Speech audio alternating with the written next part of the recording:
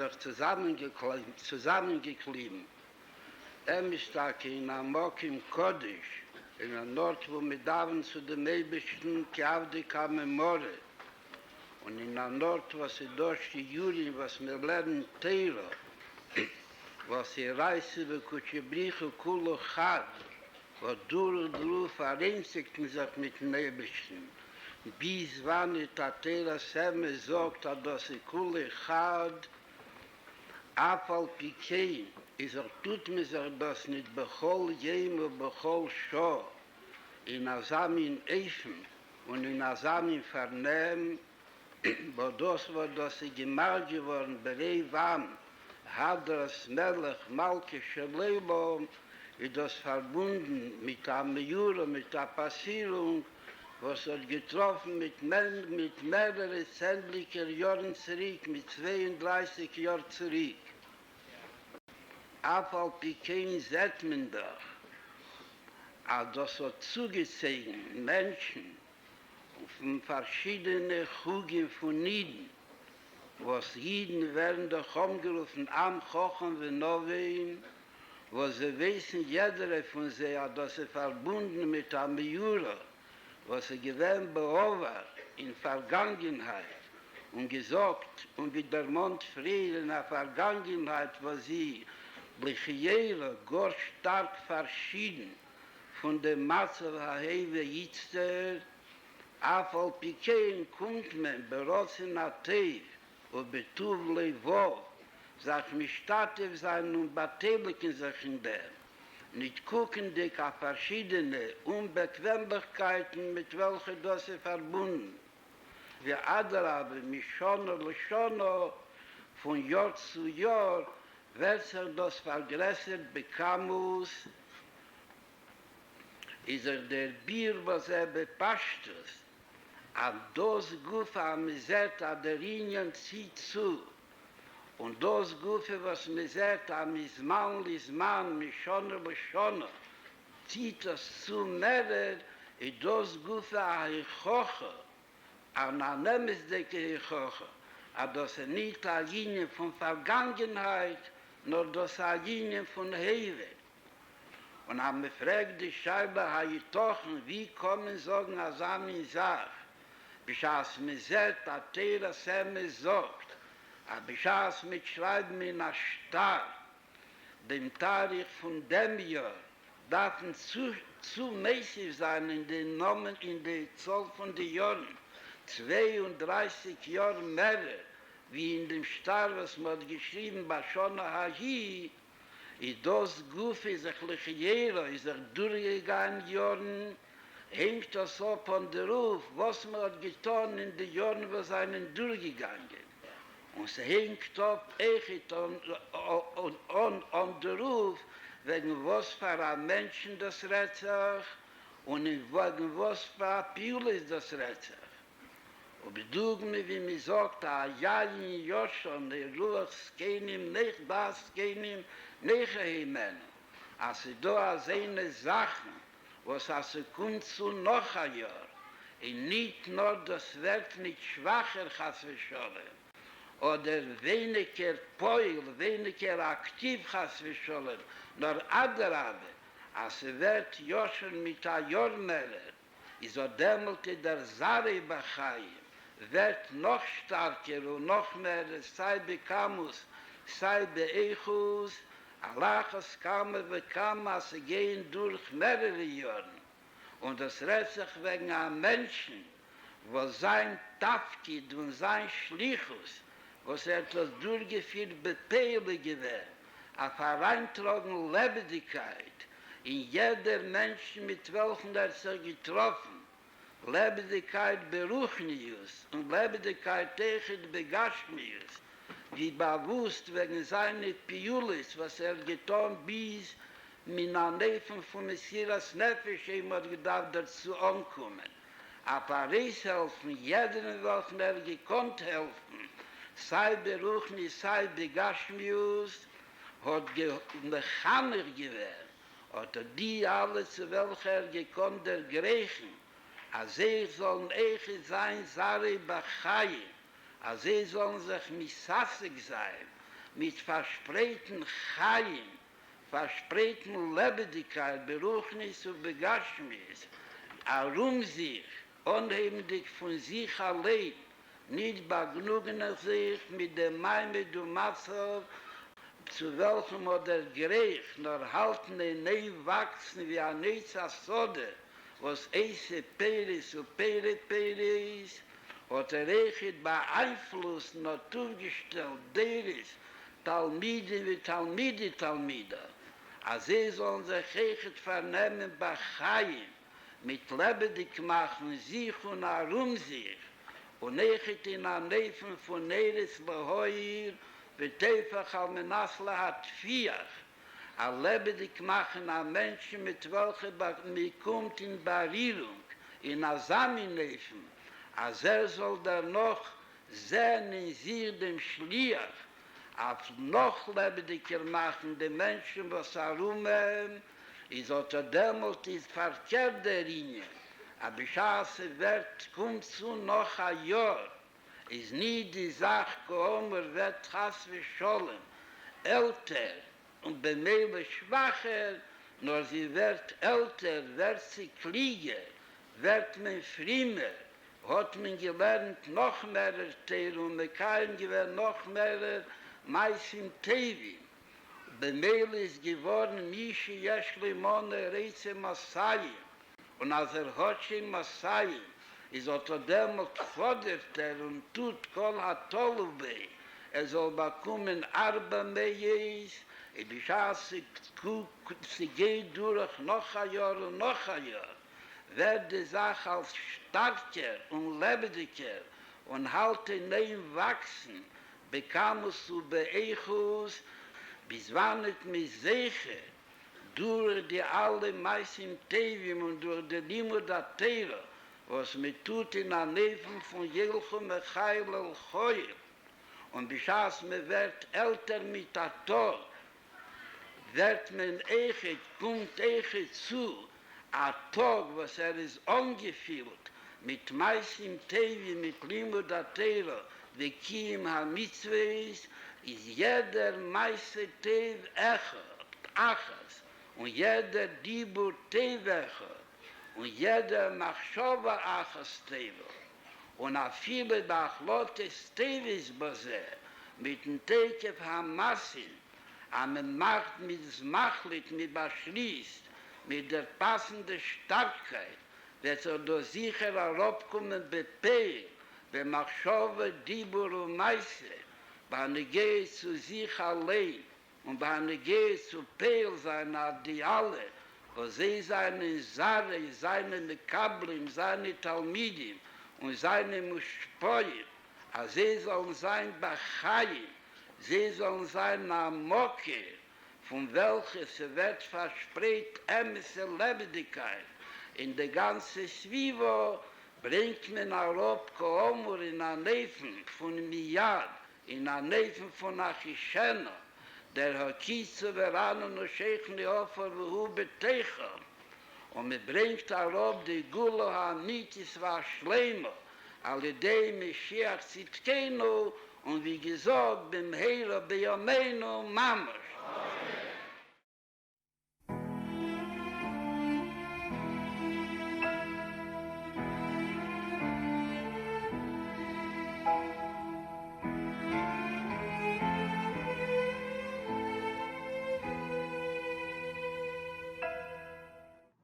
Chaverim,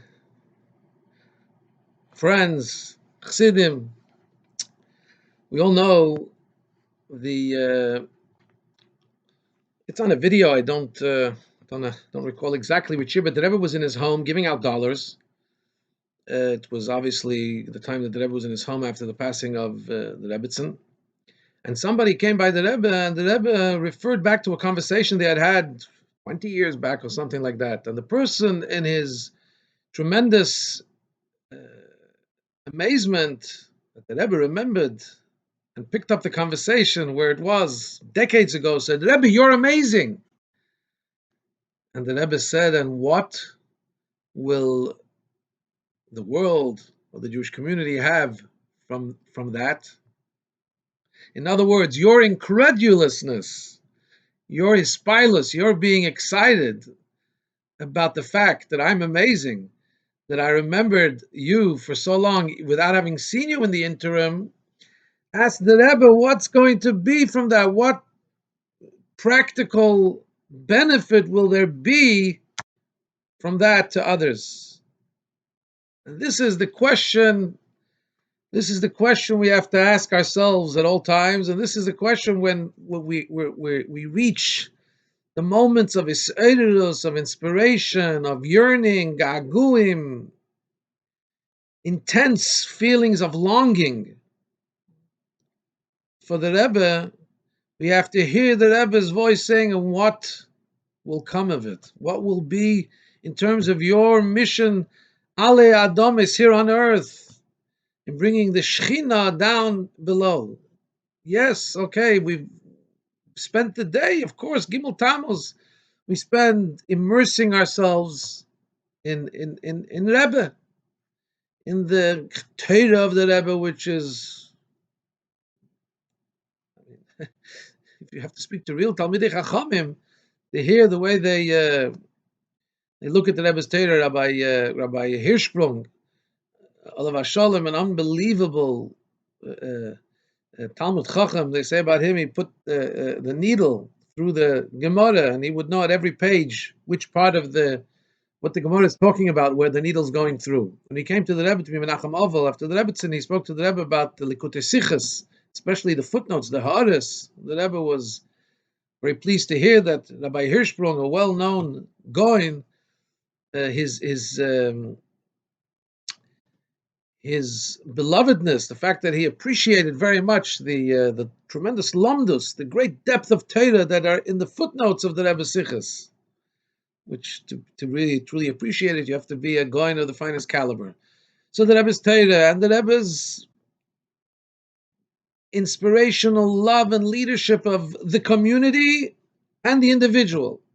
And we've heard story after story of people who were touched by the Rebbe who we would never have known about. It's taking decades later to hear more nuances and more details. And of course, we see the unbelievable, ever-growing paydas, the fruits of the Rebbe's life as it continues to grow, as the Rebbe said about Fidik Rebbe, Mer Lebedik, becomes more lively, more alive from year to year. It's 26 years and strong and ever stronger. And it creates many emotions, but primarily promotion of tzoma lecha nafshi, of yearning, of a profound sense of missing the being in the physical presence of the Rebbe. And this year it takes on even it's taken on even a more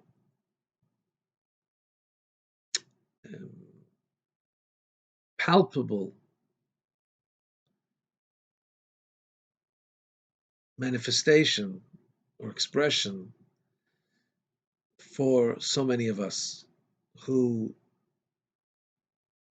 were zeiche, merited to be with the Rebbe present here in 770, Farbrengens, and davening, and so on. And then the transition, Stalkus, Hilula, to Gimmel Tammuz was always with the ability to come and be by the Rebbe. As the Rebbe said in Shabbos Parshas Shlach, Tafshin Yud, about the Ohel of the Frierdiker Rebbe, when a person comes to the Ohel, he knows that Do is here he is.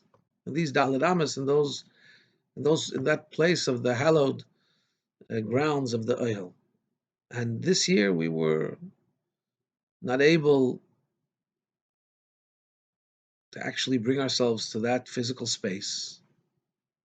And therefore, no question, the feeling of tzimoin, the feeling of yearning, the feeling of connectivity, because yearning brings with it connectivity. There's a word from the Rebbe 50 years ago in Shavuos. Somebody asked the Rebbe that we know Moshe Rabbeinu, according to the Shitta of Rabbi Yosef, that the Torah was given on the 7th of Sivan.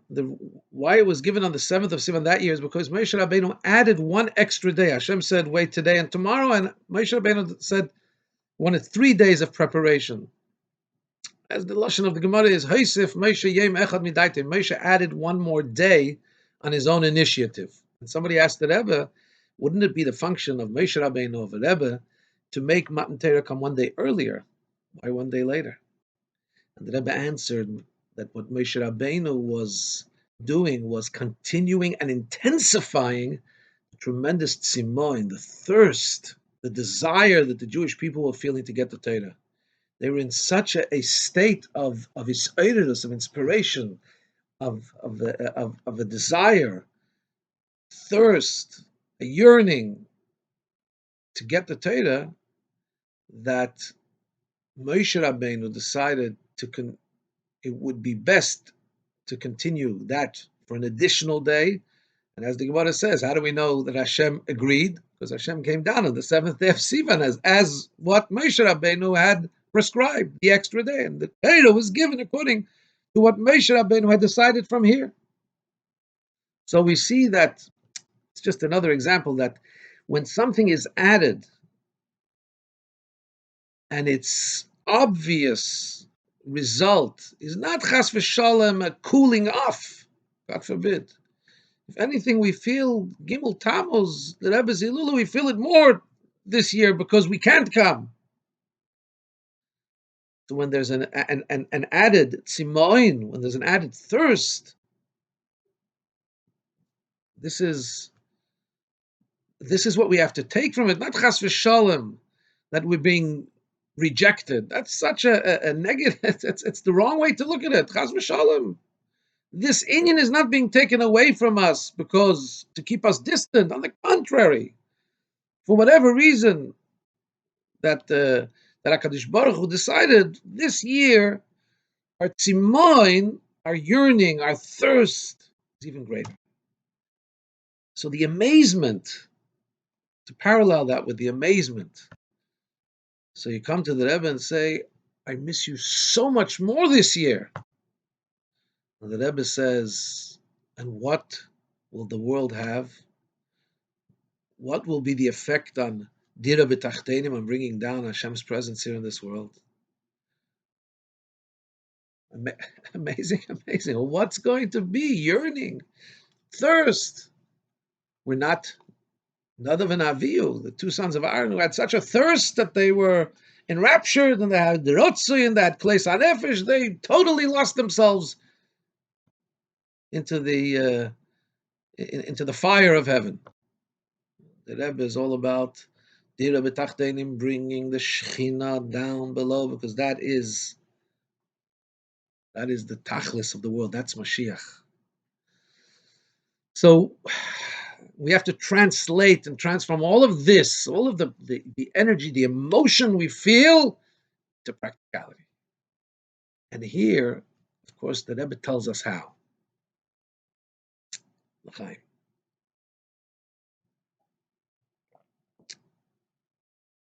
And it's counterintuitive. I remember right after the Rebbe said the Sicha Chof Ches Nisan, I've done everything, now I give it over to you. And there were words, the way the Rebbe said them, the depth and the intensity in the Rebbe's voice, and on the Rebbe's face, everybody was shaken up. And Farbrengen, what do we do? What can we do? What should we do? And somebody said, a Bacher said, let's come to Seder tomorrow on time.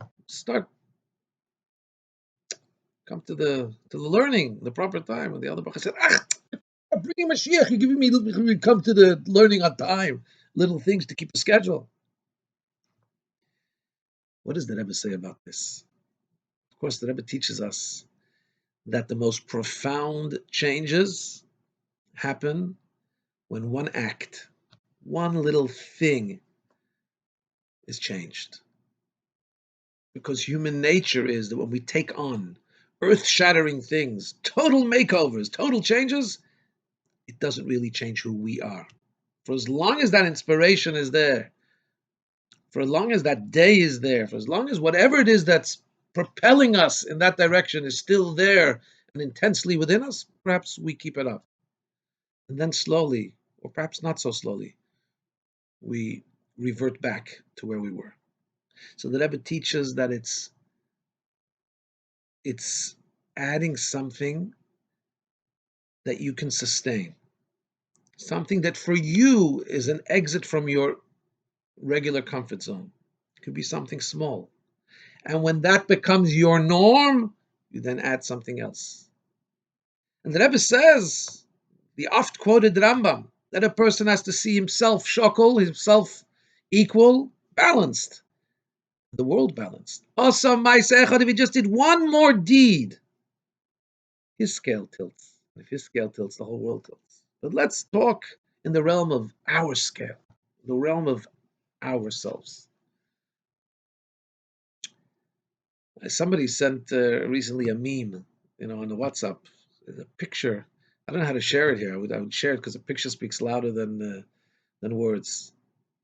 But it's a maybe I can. You know what? I'm gonna try. I'm gonna try just because this picture to me is gonna emphasize. Oops. This picture to me emphasizes what our goal is. Let's see. Can you see this? You see the guy in the picture. He's in prison. He has a stick. You see, he's reaching out for the bread. And look there, what's right there to the left or the right, whatever. There's a key, and he has a stick that can reach the key. And it's a key, one of those old-fashioned ones. If he gets the key, he can put it in the keyhole, right? You see that picture? This is the Rebbe's look on life, and this is what the Rebbe is always trying to teach us. Don't go for the patch. The guy's in prison. He wants bread. He's hungry, of course, but the key is there to open the door from the prison.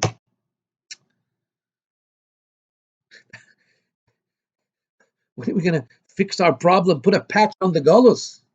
We've got to go for the key to open the door of the golus to get out of here, to fix the world, to bring the Shekhinah down below. But how do you do it? Turns out, it looks out of our reach. But what this picture is telling us, what the Rebbe is always telling us, it's within our reach. Well, what does it mean within our reach? Because let's be honest, to make a total makeover,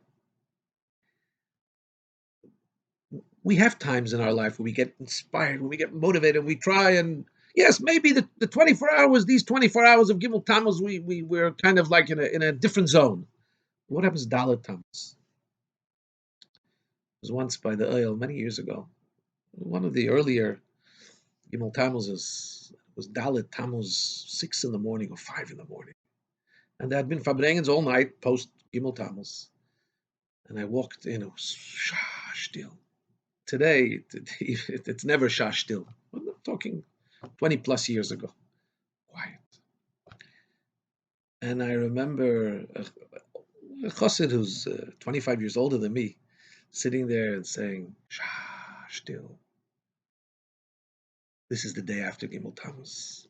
He was talking to himself, actually. He was trying to say, we can't just go back to norm. Dalet Tammuz is not like base Tammuz. Dalet Tammuz is like Sunday that comes after Shabbos, where it's a different Sunday because it's after the Shabbos. It's like the day after Rosh Hashanah. The day after Rosh Hashanah Tafshin Pei is not like the day after Rosh Hashanah Tafshin Ein Tes. Tafshin Pei is a new light. We have to make sure that we exit the day and the inspiration with something that makes us changed from the day before. It's well known that the Rebbe would sometimes, the Mazkirim said, the Rebbe would answer sometimes things in one way, and or he would say, I'll answer after Yud Shvat, because there's a different Hamshacha. As Chassidim, we know that the Yom HaHilula It brings us im dohachin kulchem. It brings us connection, brings us and amshachar from the Rebbe in a different eifem. We have to make sure that we capture this day in at least a change, but a sustainable change. Go to that key. The key that Rebbe tells us is it's achievable, but also it's achievable by just extending yourself a little bit more. That same effort you're going to put into the patch, reach out for the key. Maybe that's really a good example of lechatchila riba. The world says, if you can't get to the bread, try and get the key. Ichzag, says the Rebbe, quoting the Frierdiker Rebbe, the Rebbe Marash, lechatchila riba, go straight for the key and get yourself out. The Rebbe, if you look at the Rebbe, was always telling us what the key is. Go for the key. Don't look at the side. Go to the crux, to the core, to the essence of the matter. The essence of the matter is, as the Rebbe tells us time and time again, do something sustainable. Change yourself a little bit. That's at the core of Mivtzoim. Tell a Yid, don't worry about everything. Do one mitzvah. Asam Maisa Achas. You did one mitzvah. You changed yourself and you changed eternity because you changed the world. And that's bringing the Gula. This year is Tafshin Pei. The Gemara says, I live in a country where there's a lot of elephants. It says, if you see a pinchas in the chaleim, it's pele nasele. It's wondrous. A wonder will happen to you. That's what it sounds like. Hallelujah. Pil b'chaleim. You see an elephant in the chaleim, plois nasele. Wondrous things will happen. Why is that? And if you see many elephants, so pil plois nasele, there'll be wonders of wonders. Why is that? L'chaira, Pinchas had many miracles, asks the Rebbe in Chelik Lamed Gimmel in the Sikha. Pinchas had many miracles that happened to him. So why is it that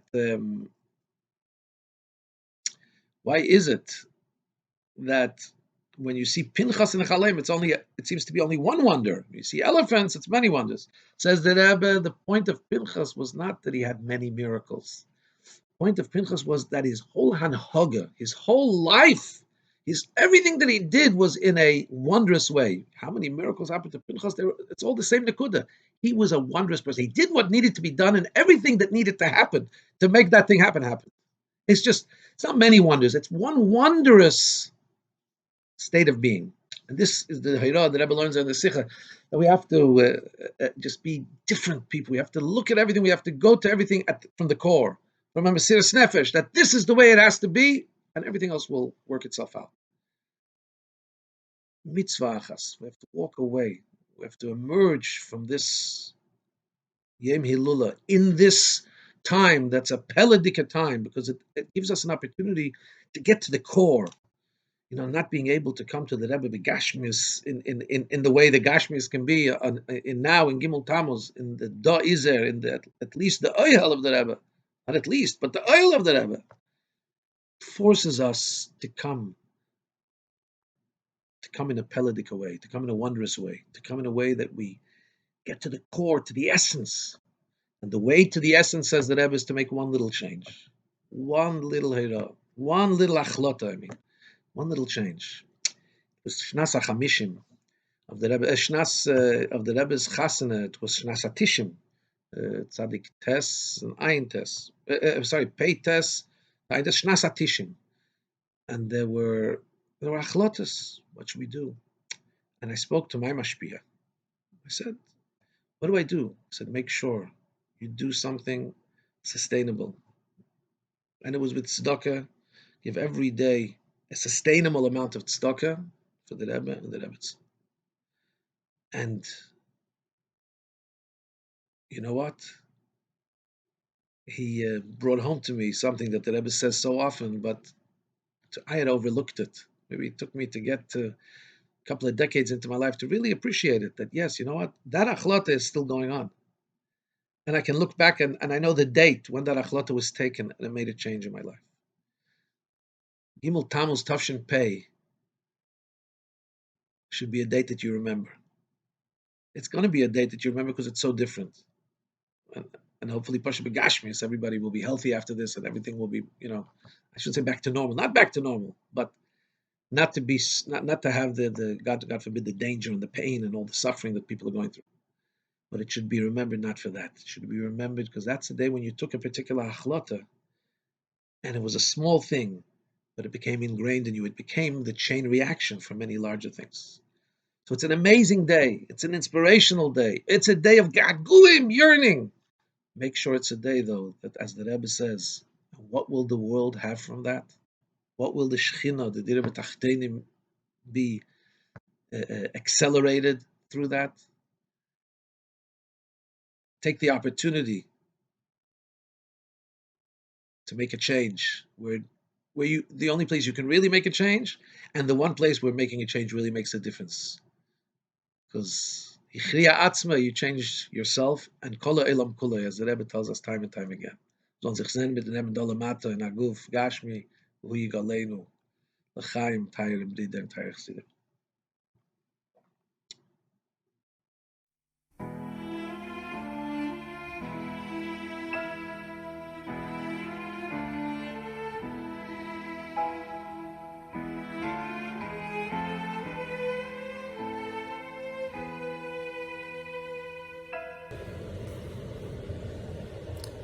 Chaim, dear brothers, and everyone here on the Farbrengen, Gimmel Tammuz, a day of extraordinary impact, influencing and inspiring millions of Jews all over the world, and also nations of the world, how much more so for us Hasidim. L'chaim, l'chaim.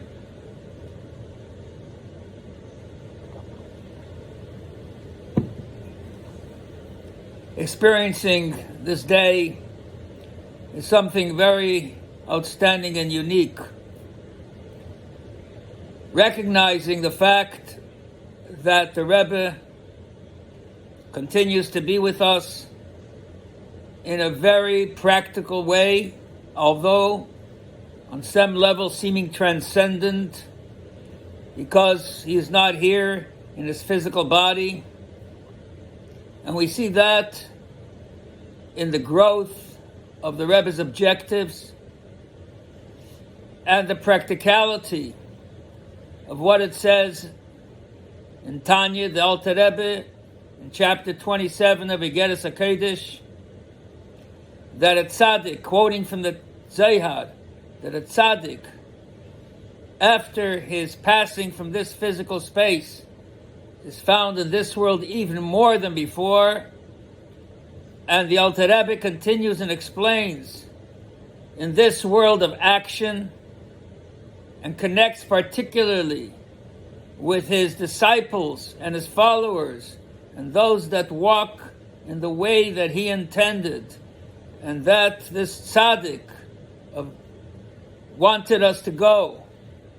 And in those circumstances, he is with us in a practical way, not only spiritually, so that his spiritual powers continue to influence us in every single pattern, because the life of a tzaddik is not a life of crass materialistic aspects of flesh and blood, but a life of spirituality. And though part of that soul, the nefesh, is retained in the physical being of the Rebbe, of the person, the leader, the tzaddik that the Alter Rebbe represents, and the desire represents, is in the oihel where that tzaddik is interred, but the other levels of the soul, the ruach, etc., continue to be present in our existence, in our lives, in our practicality. And not only on a spiritual level, but also on a physical level, and an action level, influencing us in every way. So notwithstanding that reality of recognizing and knowing that the Rebbe is here with us, and he never abandons us, and as the Frierdiker Rebbe, stated by the Rebbe, continues to be with us. Just as he served above, so does he serve below. And interestingly, in 1951, the Rebbe became the Rebbe, and my Zayda wrote a letter to the Rebbe, and he referenced the Frierdiker Rebbe as the Rebbe Shlita. And then he had a lot of remorse for it, having written to the Rebbe in such a way. And so he wrote to the Rebbe that it was a slip of the pen, and he didn't really intend to write it such a way, but it just slipped of the pen. And of course, in no way does it diminish his connection to the Rebbe. So the Rebbe said to him that you were mechaven to the emes and shuras Chaim, toida chama.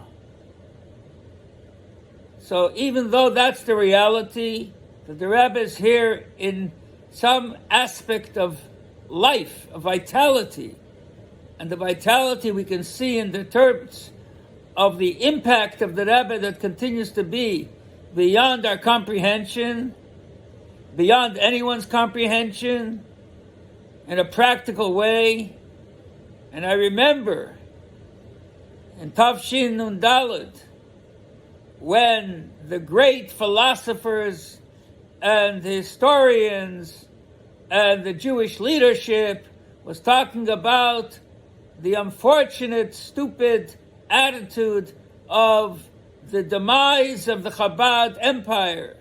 Little did they know that the Rebbe continues to be here and influences people in such a way that it grew exponentially beyond where it was before.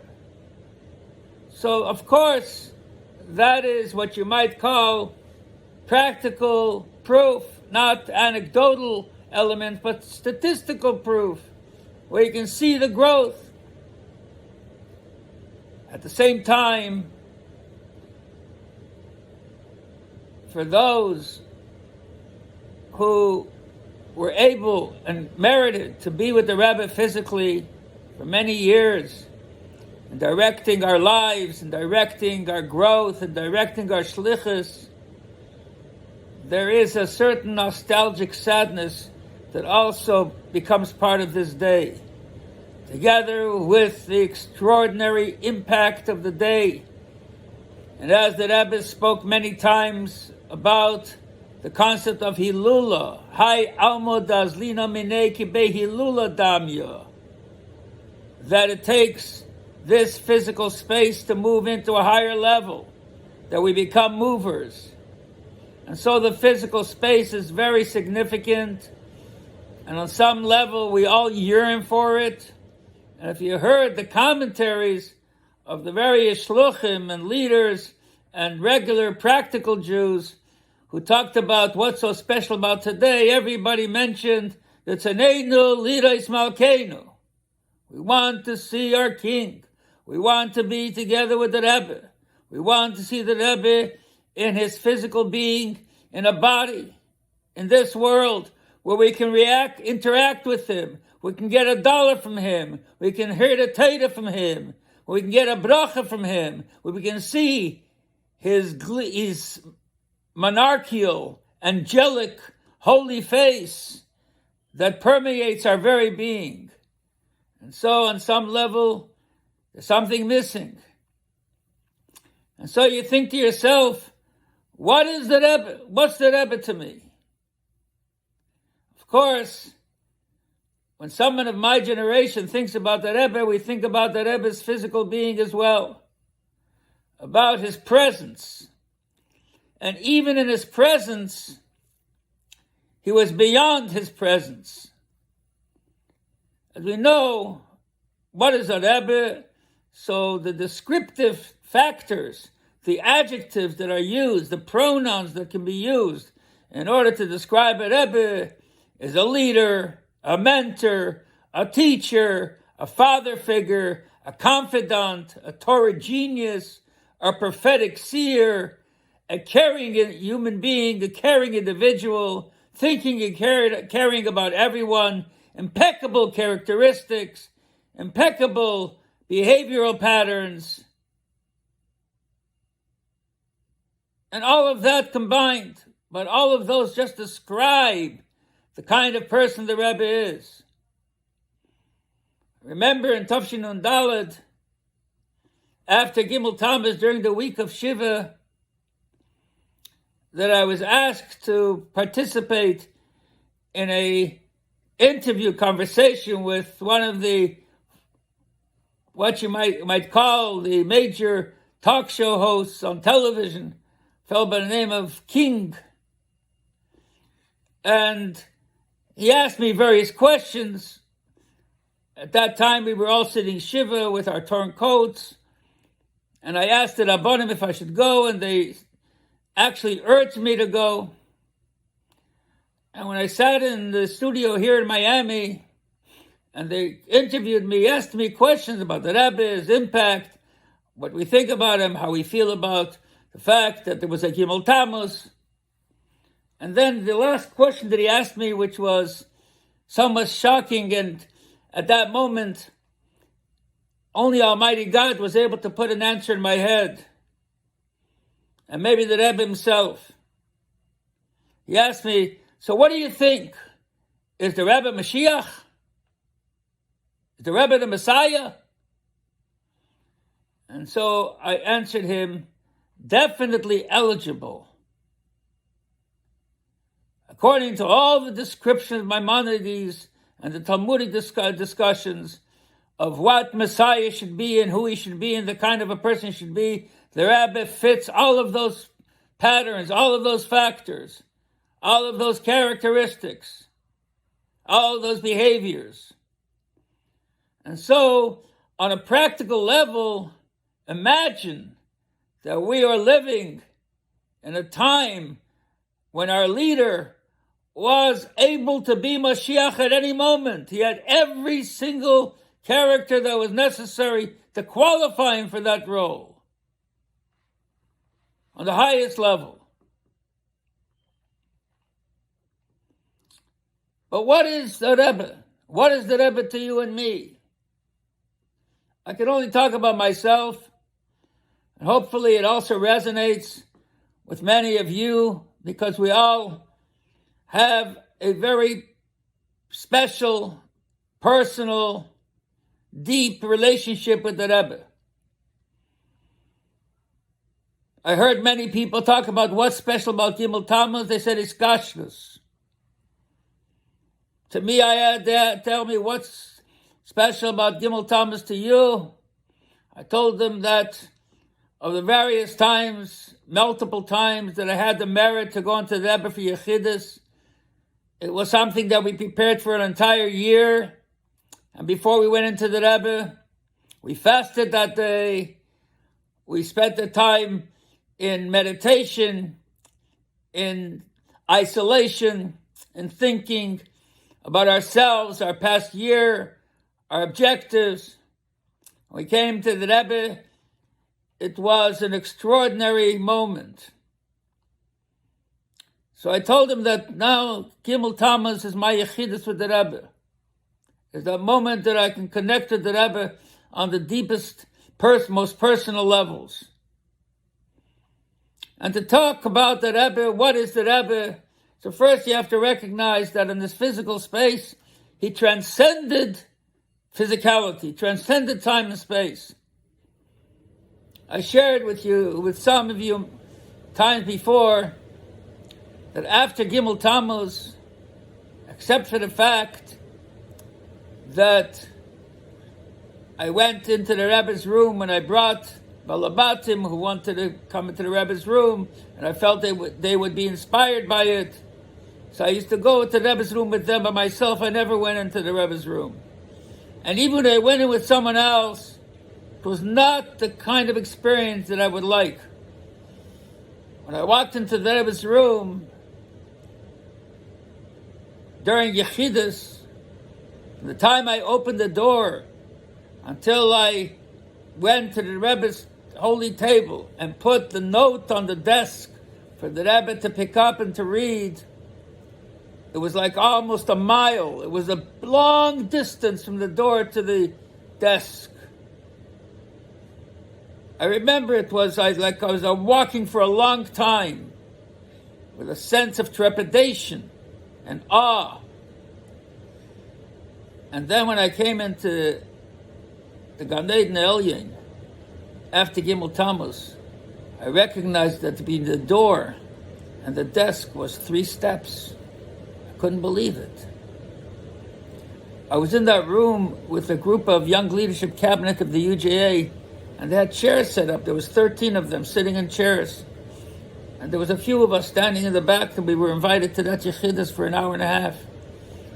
And that room felt like an auditorium, like a massive auditorium. The Rebbe created his own space. It was a physical thing. It was not an imagination. Of course, it was perception, but not imagination. That's one perspective. And then the times that I would go by the Rebbe to get $1 from the Rebbe. So there were 2 different types of experiences. It was when I went to get $1 with one of my Mukaravim, Balabatim, people that I wanted to visit the Rebbe that I took with me. Whereas you might say publicly recognized people or people that I knew privately. But in every case, when I went to the Rebbe under those circumstances, I felt totally comfortable. Because I came as a worker, I came as a shliach, I was doing my job. I didn't come to the Rebbe as myself. I came to the Rebbe as an emissary bringing the message to the Rebbe. But when I would go myself to get $1 from the Rebbe, from the time I got into line, and I would never get to go to the short line when I went myself. With Balabatim, with people that I brought, sometimes they brought us into the short line, as you might know that there was. But when I went myself, I went into the regular line. From the time I got into the line until I came to the Rebbe, my hands and feet would shake. My hands and feet would shake, I would tremble. The Rebbe's going to take one look at me. Did you do what you were supposed to do? Did you behave like you were supposed to behave? Did you learn all the various shurim or the necessary parts of learning that you had to learn? Did you do what you were supposed to do? And I would tremble and shake. I would say, oh my Hashem, please, to go by the Rebbe, you should only look at me and accept me for who I am. And I would go with that trepidation literally every single time. And the minute I came to the Rebbe with that feeling of trepidation, he took one look at me. He gave me the $1 or the $2 or whatever he said to me at that moment. I elevated to a whole different space. I was a different person. I was overjoyed. I was uplifted. I was feeling positive. I was feeling energized. I was feeling inspired. That one single second of interaction. So that's from a practical point of view. Very practical. So what is a Rebbe? What is a Rebbe in reality to you and me? Besides all of those adjectives that I used before, because all of those are true. If you take a look at the Rambam and the laws of Malachim, it talks about what does it take to be a Melech HaMashiach, you'll know that everything that the Rambam mentions, the Rebbe is that.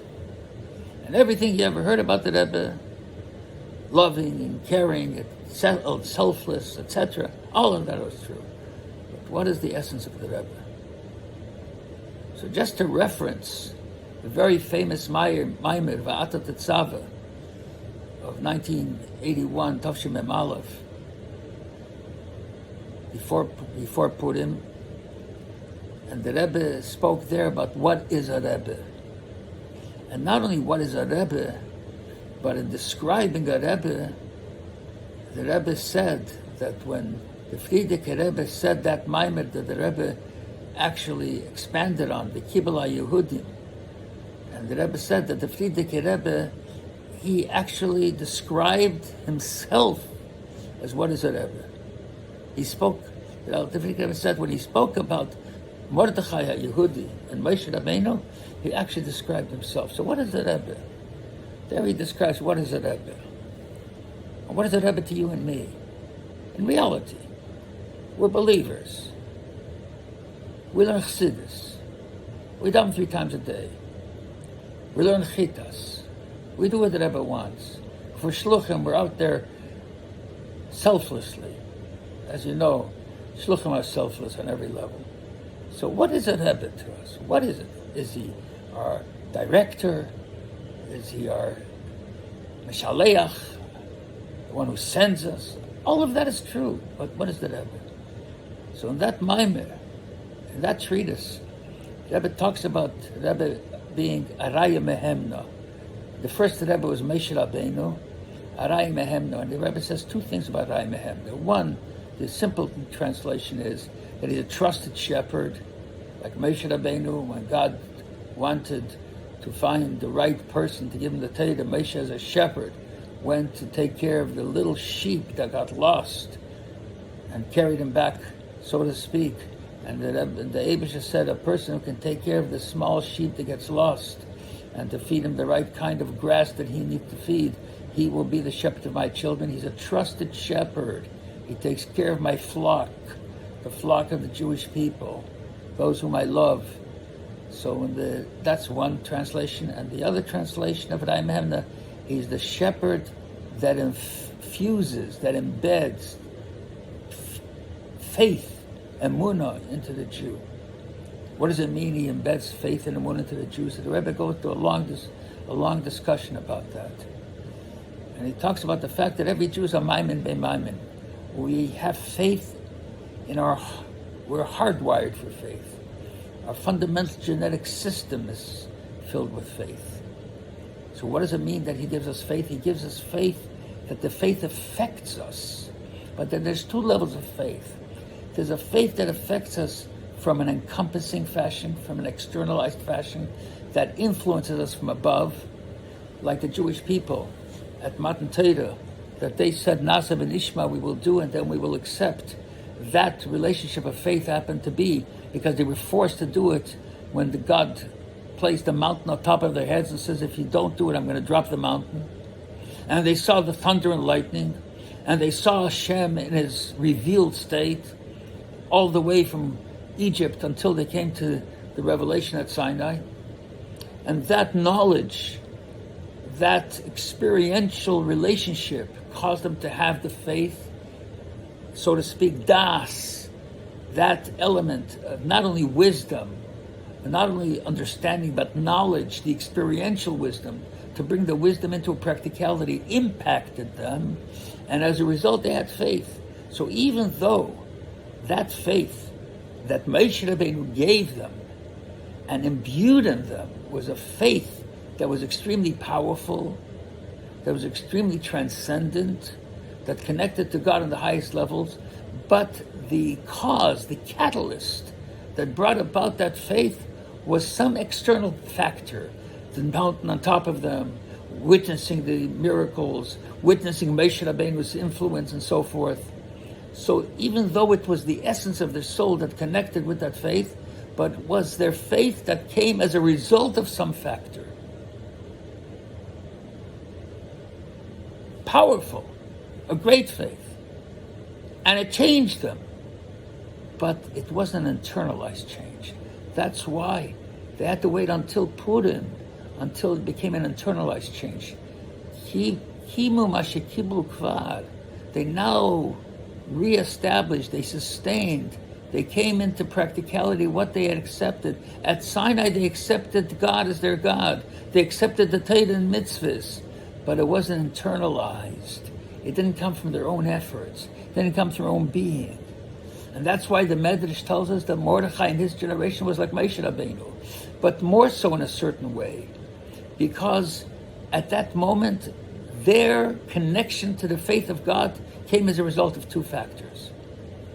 There was a certain faith that came as a result of their oppression, and that's why Mordechai would gather Jews in the streets, in the public areas, and learn Torah in contradiction to the decrees of the murderous regime that existed at that time. It didn't matter.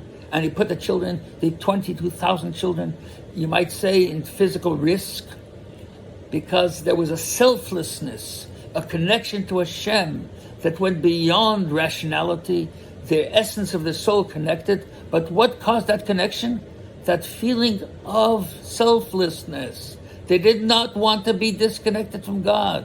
It was something that was influenced by external factors. And external factors have a power to influence.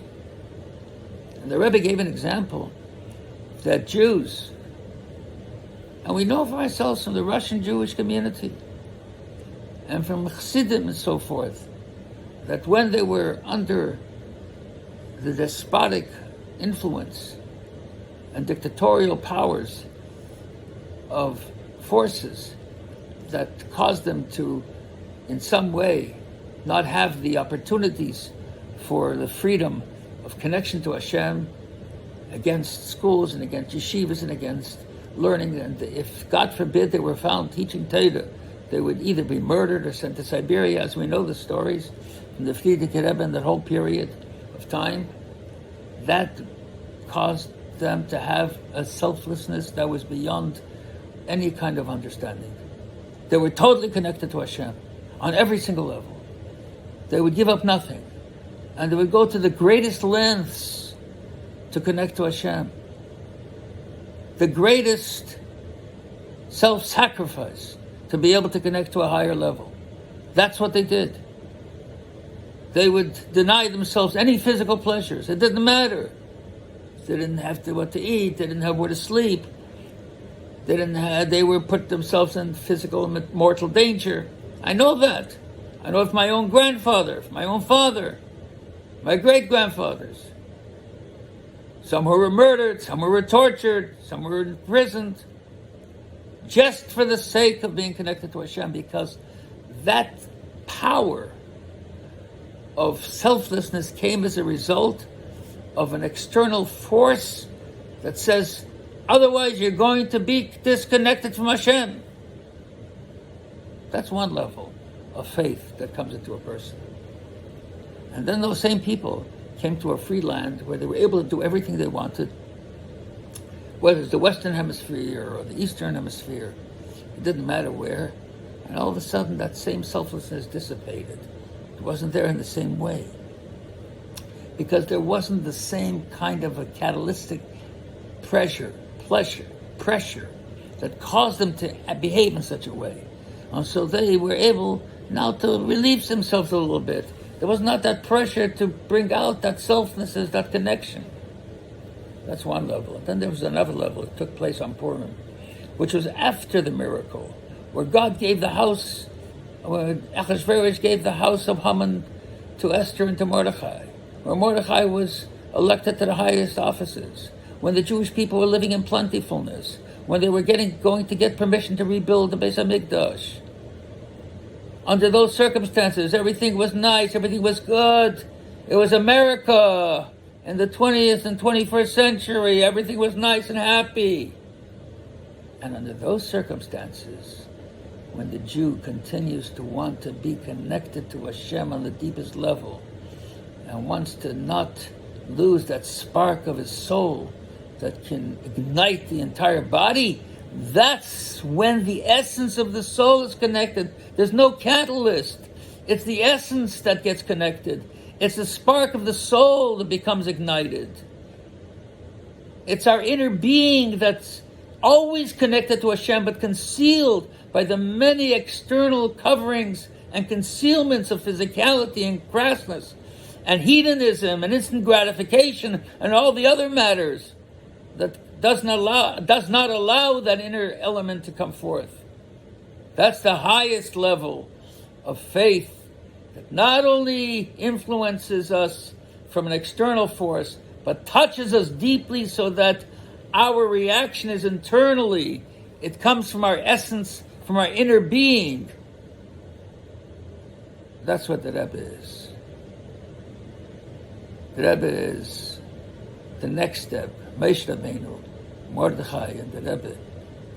In our generation, in this period of time, to impact and influence the Jew to connect to his neshama in the deepest levels. So a little child feels positive about saying the 12 verses because he wants to be connected to Hashem. For an adult to do what he does, not because someone is pressuring him, but because his soul yearns for it, something that has ignited in the soul. There is a fission and fusion of a soul to a higher level. That's what the Rebbe did. The Rebbe wrote in the Akdamah to the English Tanya that the objective of the person is to be the intermediary between heaven and earth, to bring earth up to heaven and heaven down to earth, and that fundamental connection is what the Rebbe is for us. The Rebbe is not an intermediary, so to speak. We go directly to Hashem, but the Rebbe is the conduit. As the Rebbe said to a number of students in the 1950s and 60s that came to visit him, when they asked him, what is a Rebbe? And in various, some different kind of expressions, but primarily used the computer system as the interpretation, expression of what a Rebbe is. The Rebbe is the computer. All the elements, all the various stations are connected to the server, to the computer. Without the computer, they can't work. They need to have that conduit through the computer. But then the computer itself is not self-creative. The computer needs the higher power, the human that is able to feed it with its information, to give it its energy, to give it its information, the input. That's what is necessary for the computer in order to be able to feed the rest of the people. But the computer becomes a center point that makes every single one of those servers, every single one of those outer stations effective. Without that server, without the computer, they become ineffective. The Rebbe is a computer to the Jewish people. He's the general soul.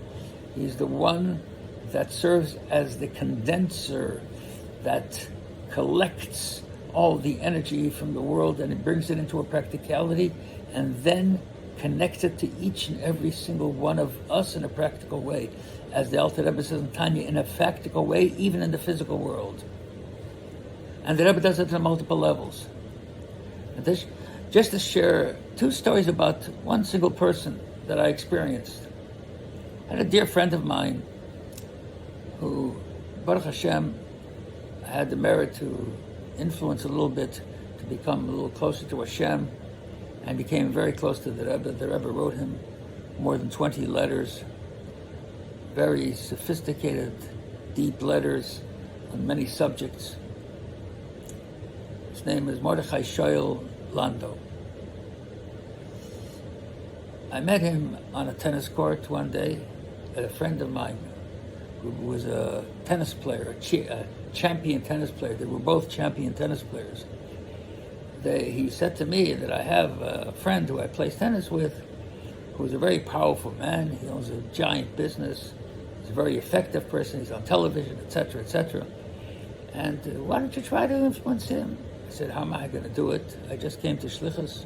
It's my second year on Shlichus. So he said to me, my third year at Shlichus, excuse me. So he said to me, come to the tennis courts and I'm playing with him and maybe I'll introduce you to him. I said, I went to the tennis courts. In any case, we started the tennis courts and we started talking and he introduced me to him. So I said, who's a better player? So each one of them says, me, of course I'll beat him. Oh, yeah, today I'm going to beat you. So I said, why don't you make a deal? That if my friend, his name was David Lipschultz, if he beats you, you're going to wrap tefillin with me. And if you beat him, you can name whatever you would like him to do. He says, easy, I'm going to beat him. Anyways, I came there, my tefillin were in my trunk. I waited for the match to end, and Baruch Hashem, my friend beat him in his tennis, and he had to come out. He was an honest person, true to his word, and he put on tefillin. He said, don't ever come and ask me to do that again. And from that moment on, we became close friends. I used to have classes in his house. I would meet him on a regular basis. He would be helpful to the school, Alei that I was the principal of. And we became really close friends. But any time I would mention tefillin, he says, do not mention tefillin to me. It's not my thing. I don't believe in it. It's not necessary, etc., etc. I'm sitting in my office in the school office one day, and I get a telephone call from Rabbi Chadakov. I know for Rabbi Chadakov it's a serious call, so I'm sitting there and listening. All of a sudden, he says to me, Sholom bad, he asks the first opening, very human questions, and he says, was is mit dein Yachas? What is with your relationship with Mordechai Shoel, Mr. Landau? I told him, Baruch Hashem, everything's good. So he says to me that it would be a good idea that I've suggested that he should put on tefillin. So I said to Rabbi Chadakov, I understand that, and I've been trying very hard to put on tefillin with him, but he doesn't want to put on tefillin. It's not for him. He doesn't believe in it. He doesn't think it's right, and I don't know how to break through with him. So all of a sudden, I hear the Rebbe's voice on the line. On the other line, I jumped out of my seat. I think I hit the roof. And the Rebbe said, Eyo. And so Chadakov says, well, why don't you should tell him that the Rebbe is going to the Eyal today. You know, to me, hearing the Rebbe, I was already stunned and shocked. But then Rabbi Chadakov says I should tell him that the Rebbe is going to the Eyal today. Imagine a guy who doesn't want to put on tefillin because he doesn't believe in it, because it doesn't mean anything to him. And we told him the Rebbe is going to the burial place of his father-in-law to pray, that's going to mean something to him. I didn't say anything, of course. The Rebbe said so. I heard the Rebbe say the word Eyal. So I said, okay, I'm going to try. I'm going to go to try to ask him to put on tefillin. So the Rebbe said, good tefillin. So Rabbi Chadakov says to me, and make sure you have good tefillin, not simple little tefillin. So I said, at that time, this was in the early 1970s, there were no seifrim here in Miami. There was one Hebrew bookstore that used to sell tefillin for $65 or $55, those kind of tefillin. And the Rebbe said to do it. So I said, I'm not sure that I could find good tefillin. So the Rebbe said, I heard the Rebbe said, Egin. So Rabbi Chadakov says to me, you have your own tefillin you should give him. You should put on with him. So I said, okay, I'll put it. So the Rebbe said, good to shadlach, to make sure that the covers of the tefillin are lice, because my tefillin at that time, the shadlach were falling apart. As you know, what happens with our covers of our tefillin. Anyways, and then the Rebbe said, Mediyah, and so Rabbi Chadakov says, and you should be Mediyah, what transpired. In any case, I hung up the phone. As you can imagine how shaken I was. It's the first time I ever heard the Rebbe's, actually it was the second time. No, the first time I heard the Rebbe's voice on the telephone. And I had to now fulfill my mission. So I figured I'm going to call up Mel Landau and ask him if I can meet him. So I called up Mel Landau. I said, hello, Mel, how you doing? Hey, Rabbi, come on over. We're having a tennis game here. Come on, we'll have a drink. We'll say some l'chaim. Come on. Get over here. I said, okay, good. I'll be there in a little while. And I had to find nice covers for my tefillin. I went to the bookstore, and he had these little tefillins. He had one big pair of tefillin. The tefillin cost $65. You can imagine the kind of tefillin they were, but they had a big cover, nice big covers. So I said, I don't want the tefillin. I'll leave you the tefillin. I'll just take the covers. He said, no, I don't sell the tefillin without the covers. I don't sell the covers without the tefillin. So he took the tefillin. I said, I'll buy them both. I bought the covers with the tefillin. I left the tefillin by him. I put the nice covers on my tefillin, which fit pretty well, and I went over to Mel Hando's house. He came out, he was there, in his tennis clothes. Come on in, Rabbi, brought me into the living room, and he showed me, he introduced me to a friend of his that was there, etc. And I said, Mel, how you doing? He says, well, thank God, everything's good, everything's great, everything's wonderful. I said, how about putting on tefillin? He says, Rabbi, I told you it's not for me. I said, no, today's a very special day because the Rebbe is going to his father-in-law's Ohel, to the place where he's interred, for special prayers. It's a place where he's buried, and he's going to say special prayers. And so today is a very special day for tefillin. He says, really? Okay, let's do it. I couldn't be mad. I couldn't believe myself. Imagine, with all my rationalities and all my stories and Holocaust stories and tefillin and put on tefillin, for all the hands that don't put on tefillin, you'll put on tefillin, and it's meaningful and it connects the head and the heart. Everything did. I said, the Rebbe is going to the oil today. Let's do it. I called back to the 770 right away. I left. My Kvint answered the telephone. Remember, there was Rabbi Kvint. He used to work in the Rebbe's office. He says, we're waiting for your telephone. And then he connected with Rabbi Krinsky, who had a big, giant apparatus in his trunk at that time that answered phones. He answered the phone, and he said, yeah, we're waiting for it. He came into the aisle, and he said, he told the Rebbe, and the Rebbe gave a smile. But imagine, what a transcendent power that internalized the person's connection. It opened up his neshama, telling him something that's so beyond rationality that you can't imagine. So you might say that that's the relationship with the Rebbe. He impacts from above, and therefore he doesn't do with the practicality. So I'm going to tell you a second story with the same person. The first yichid is that Mel Lander went to the Rebbe. I went with him to the Rebbe. And the Yechidus was organized for 9:30 that night. These guys are businessmen. 9:30 is 9:30.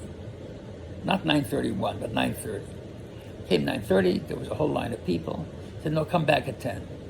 So we went to someone's house until right next door.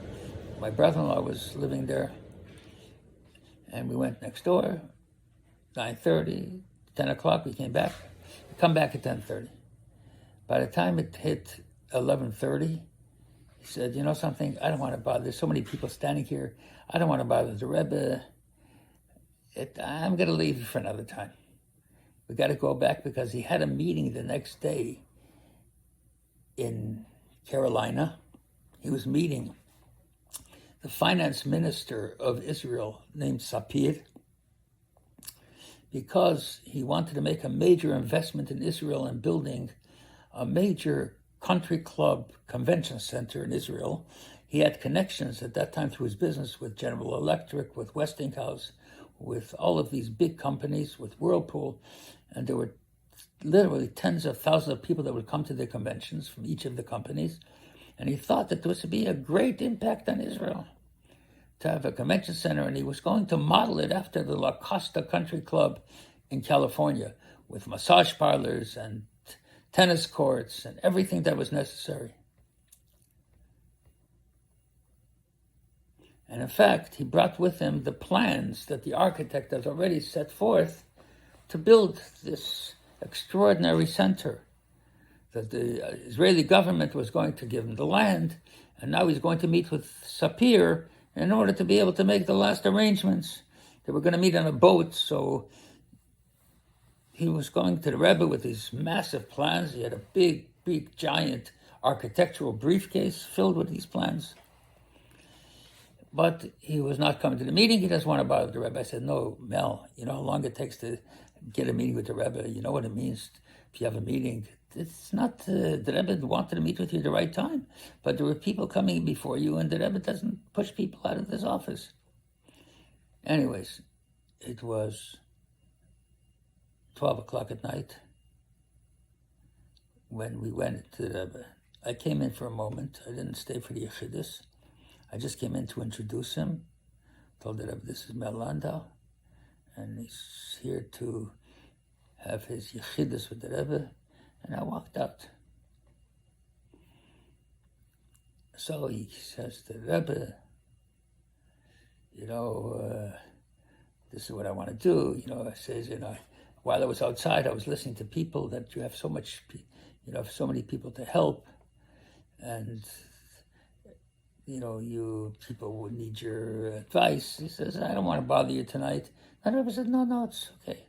He says, well, I have no problems, the Rebbe. He says to the Rebbe, thank God I'm doing great. My family's great. My business is great. I'm feeling fine. I haven't got no problems. He says, you have no problems. I wrote about the thousands of children that are getting lost in the streets with drug addiction and with going to other religions, losing their connection with Hashem. You have no problems. He just sits up. And then he says to the Rebbe, yeah, but I've got a solution. I'm going to do something very important for Israel. And he takes out his plans and he shows to the Rebbe. The Rebbe says to him, this is the first time the Rebbe meets him. The man was the biggest contributor. He gave me, over the years, he gave me millions of dollars in those years. He built a school that called the Lam, the Yeshiva Center. The Rebbe said that every single child that goes to that yeshiva will say, I went to Mel Landau's yeshiva. The Rebbe was makadev extraordinarily. He wrote them, as I said to them, 22 letters. Deep letters. You can research them in the English, Iggud Kodesh. You can see them carefully. So the Rebbe says to them, let me ask you a question, Mr. Landau. When you invite someone to your house, someone comes to your house, where do you take him in the first place? You take him into your dining room, to your living room, to your library? Or you take him in, of course, that's where I take him in. He says, so why aren't you building libraries in Israel? Why are you building bathrooms? Referencing the massage places, etc. He was shocked. Anyways, he came out of the yechidus after approximately an hour. He was shaken. We had to catch a flight because he had to meet the Sapir in Carolina, so we had to catch a flight. At that time, there were flights from New York at 1:30 a.m. He came out of yechidus approximately 12:45. This was before 9/11, so he could go directly to the gate. We rushed to the airport, and there he would connect in Atlanta at 5 o'clock in the morning, or 4:30 in the morning.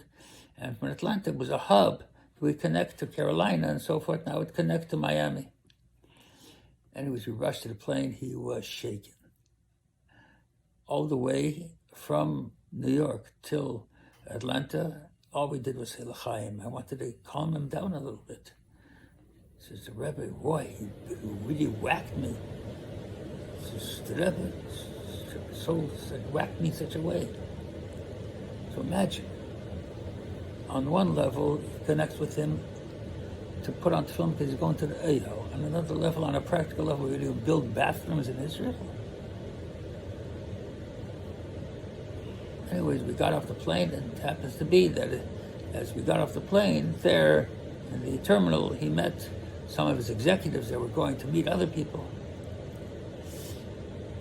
Pale Mamish, that plan never materialized. 2 days later, the next day I get a call from Rabbi Chadakov, and 2 days later there was a special delivery letter.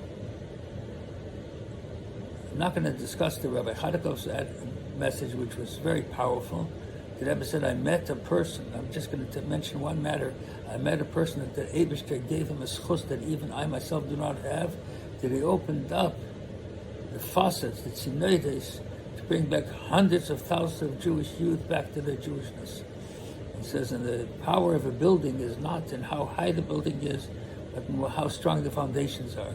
And he built very strong foundations. That's what Rabbi Chadakov told me. And then the next day he gets a special delivery letter. I have a copy of that letter. The Rebbe would send me copies of the letters that he would send to Mel Landau. And in that letter he says, I wondered how you would react to the un-American way of welcoming you.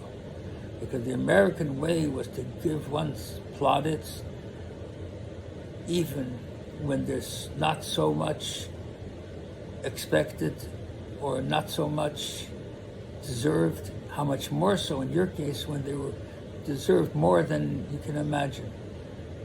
But my approach follows the bon mot, the good words of my saintly father-in-law, that when a Jew meets another Jew, his main objective is how to help a third Jew.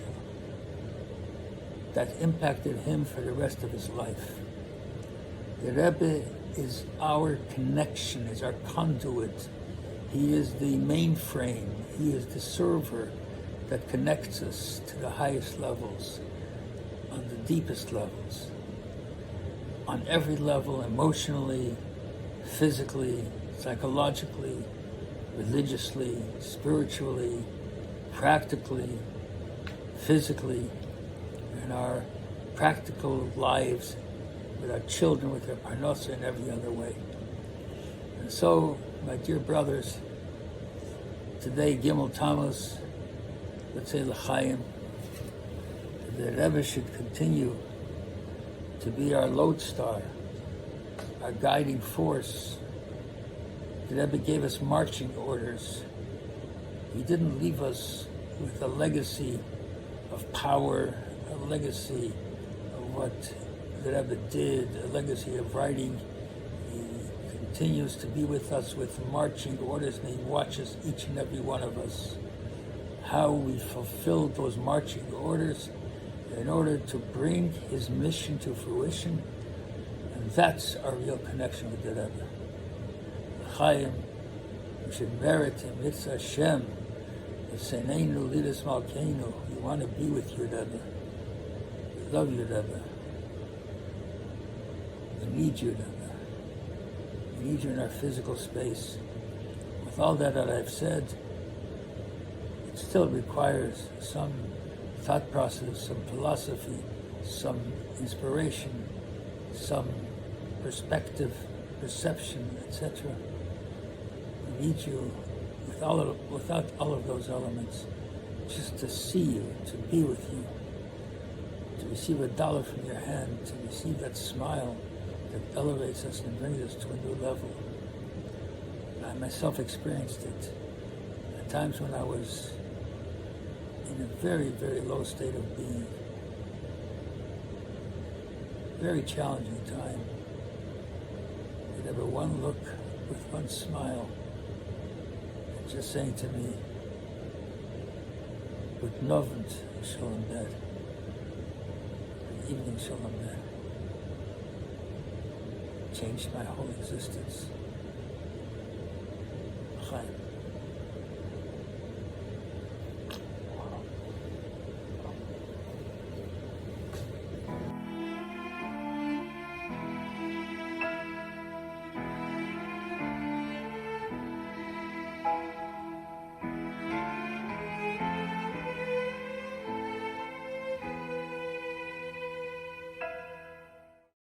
ידוע der Moschel von dem Magid, was gebracht, bei Chassidim sagen das, wie Shema Magid, aber der Ebersten Steine ist und bleibt auf Ruf am Moschel.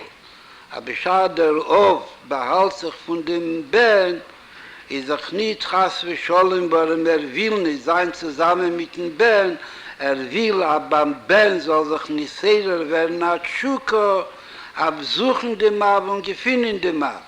Aber beschaß mit Midis im Ab, das in dem nicht Nicker, Teinuk Tmide, eine Teinuk, der Ov, beschaß behält sich, is o demot wird nicht sehr bei dem Bernat Schuko, ha ich doch noch so selten in dem Ovi.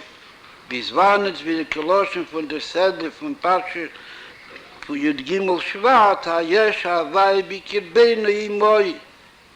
Weiß que als sie da zusammen mit sie ist, aber bikirbeinu, das wäre beim Asofik. Sie da havai yesh balabais lebirazu, mit allen Prozadworen.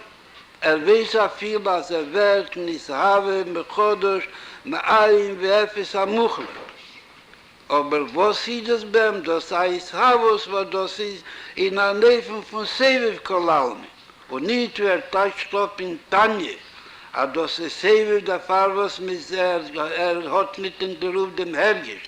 Das nimmt aber durch Teche, wie Teche Yusei, nur Tasch Seviv Kolalmi, narum und narum. Aber bei Kirbeinu ist erst der beim Asofi. Und von dem Sofi gibt an Teine. Aber bald ist es Seino Leirojino, wenn ich tonne Idee Admo, idemot Ozav Hawaii Hashvi'i Sholom es Oretz, ad kedikach, als wird nicht jaisch und hört zu suchen. Und das ist, was mir sagt in dem Moschel. Aber ich habe der Rauf der Zed, aber Ben sucht ihn nicht. Und da wird der erste der Emissarinien Hagoles.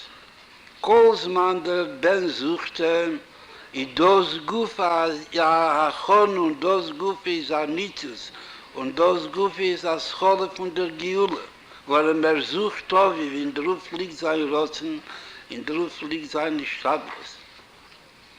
Als hört auf suchen, oder mit Saat Chison das, oder mit Saat Jiush, oder demut wird doch ein Neche, Haster, Ponai, wie der Baal Shem Tov. Das Stopp, hat der Hester allein steht bei Hester, bis kommt das Hester. Und bei Pashtus tracht nicht wegen Göttlichkeit. Tracht wegen Welt, tracht auf der Kosher Neven, tracht wie steht in Shulchan Aruch, lernen Teire, lernt wie man darf lernen Teire, aber trachten wegen Nesen der Teire, bis als Limud der Teire. Und trachten wir Masoi Matoinu bei Muno, wegen dem, was Hawaii hu an Nesen der Chokeach.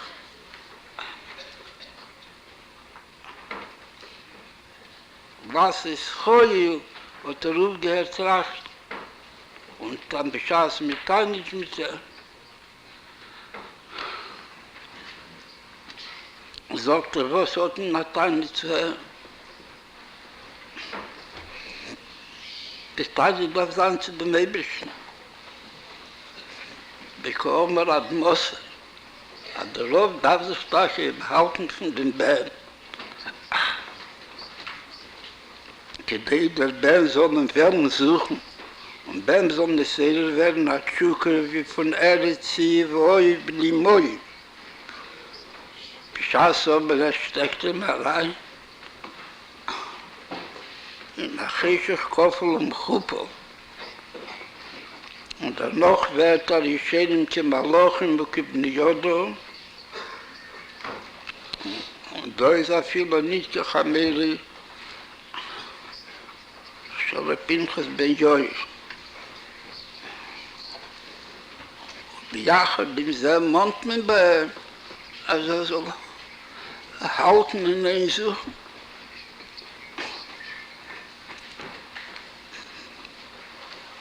Sonntag gesucht, Montag gesucht.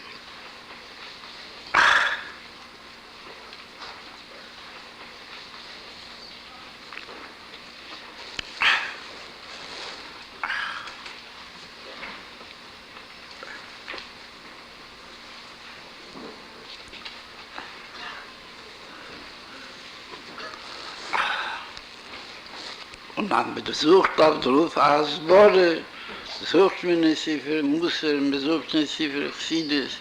Danach gefunden man eine Psag, die im Bohrer in Gemorre, a Kolo, a Kitze.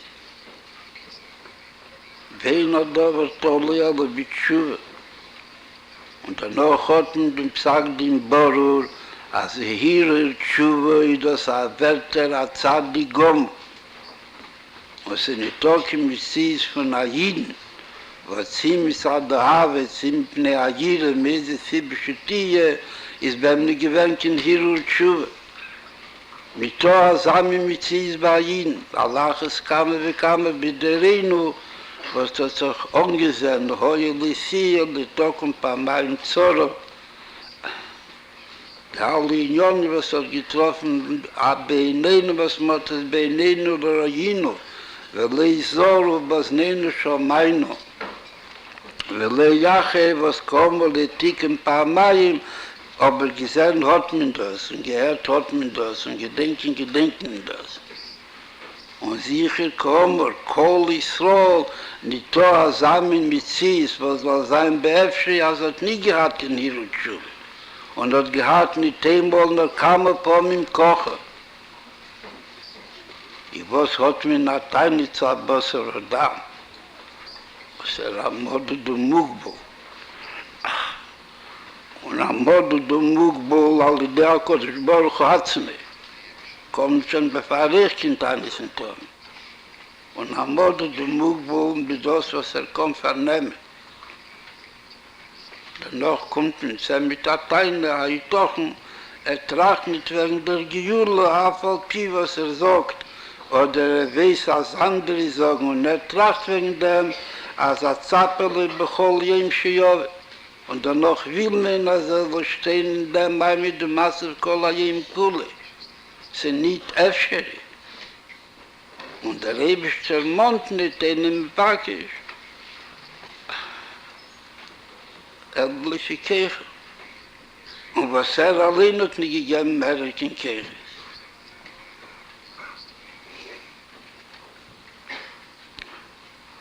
Und das ist eine von den Unionen, beschaßen bis mäßig nichts da mehr. Nur in der Gufe, mäßig verheir am Sameach.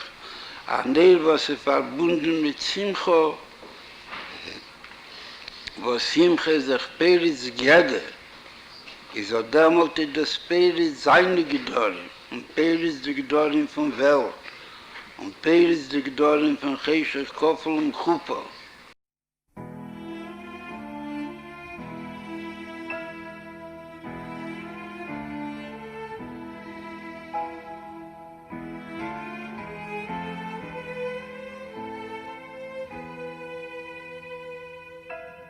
In connection with the Yom HaHilula of Gimmel Tammuz, when Chassidim and Jews and the whole world indeed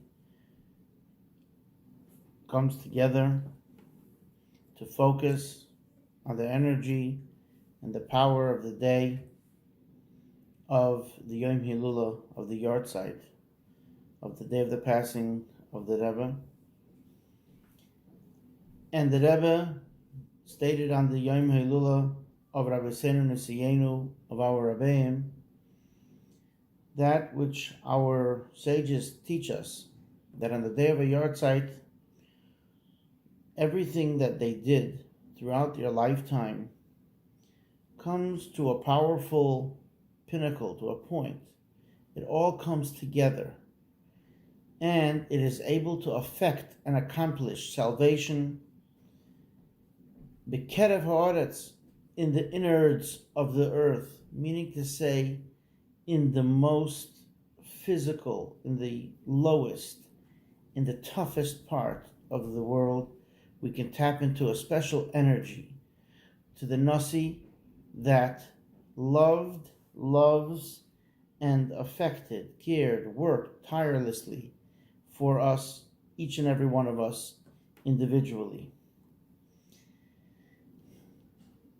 Rebbe stands for the Hebrew words Rosh B'nai Yisrael, the head of the Jewish people. And indeed, it is the head that animates everything else. And it is our responsibility and privilege to be the limbs of the body. And the way that we connect with the Rebbe is through the medium that the Rebbe connected with us, through the teachings, which come to us in so many ways. In the format of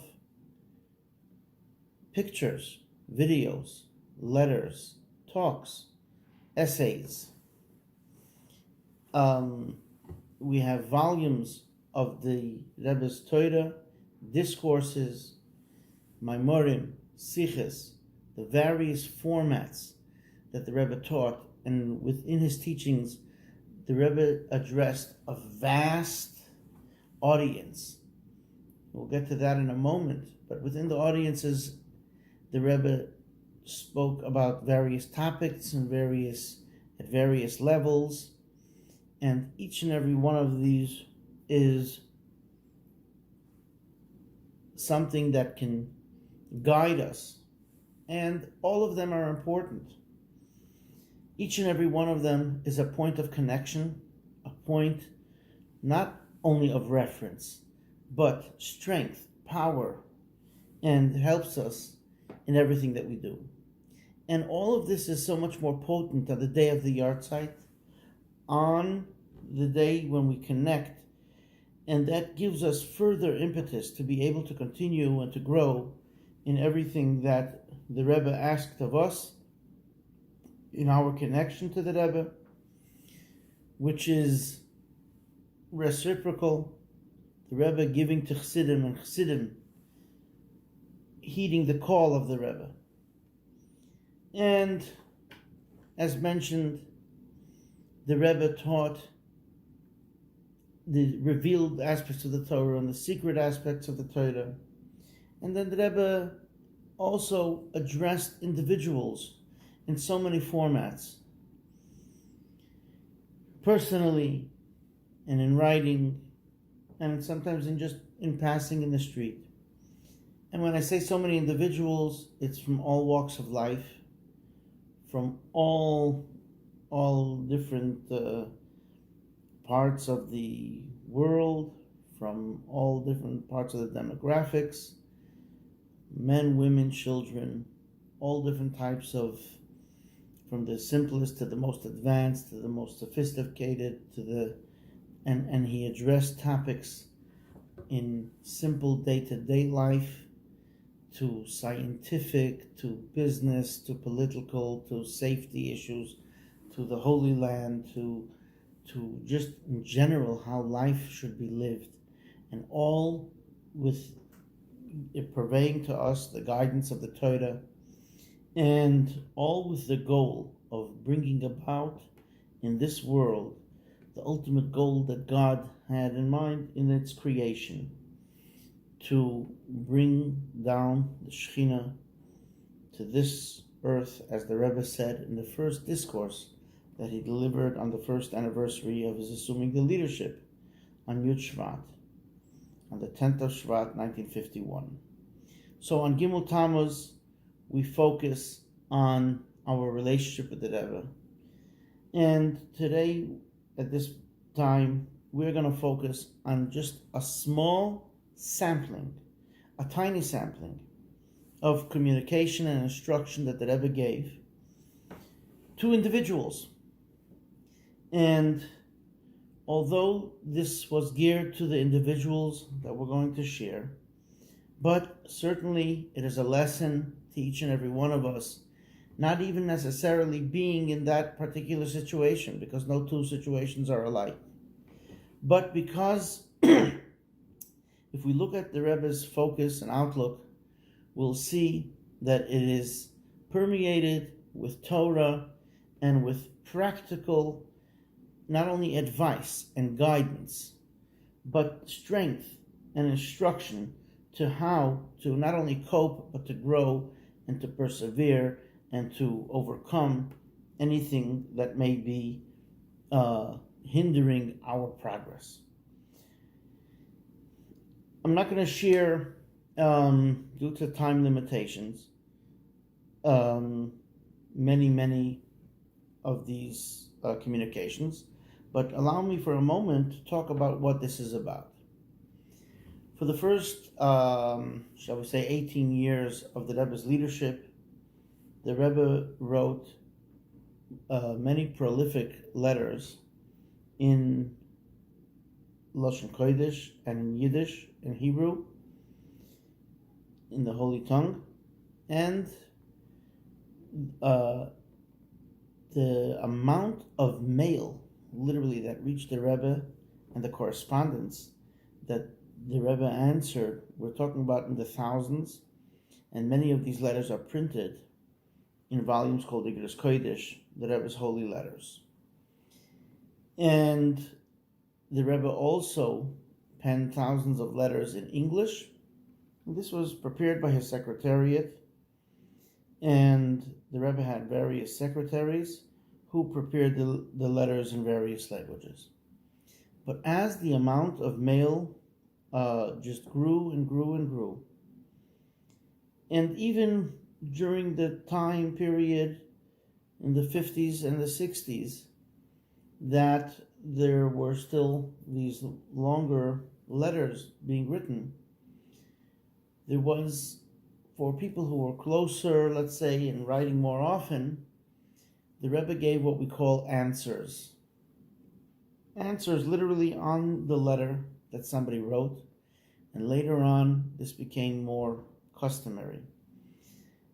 And these answers sometimes were formatted into letters, sometimes they were just given to the person over the telephone, or if they were present, they were able to copy it onto their own copy of the letter that they gave to the Rebbe.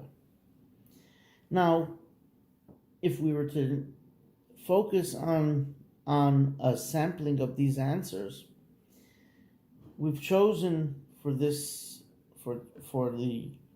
share on the Yom Hilula and Gimmel Tammuz a sampling that's been shared. It's been shared, not yet shared in English, but it's been shared, and it was published for Gimmel Tammuz last year, 1 year ago, in 5779, in a booklet that was in various Hebrew publications as a supplement. And these answers have been shared in other places as well. But it's a sampling that attempts to touch, to just touch ever so minutely on the vast thousands of communications that the Rebbe gave to thousands of individuals from all walks of life at moments of extreme situations, whether they be painful, happy, or things that their life depended on. These are times that people ask the Rebbe for guidance and help and blessing. And the Rebbe touched and helped them, and sometimes in a detail that would seem so possibly minute or trivial, and at other times the Rebbe's love shines through, his concern and his awareness and his connection with the channels of creation of God, of the Creator himself, and giving that to those that seeked out his guidance. And by extension to each and every one of us today, when we seek that guidance, it is available to us. And each and every day, there's more and more available in more and more languages and more mediums, and all types of communication. So the order that we're going to use here is not necessarily in any special order, but it's just to share a little bit of the Rebbe's focus and concern. This will cover sometimes people's personal lives, communal lives, things that some of the Shluchim of the Rebbe were working with, and just people who asked the Rebbe about their various concerns. So a certain Shliach wrote to the Rebbe that he has gathered together a group of individuals from the former Soviet Union.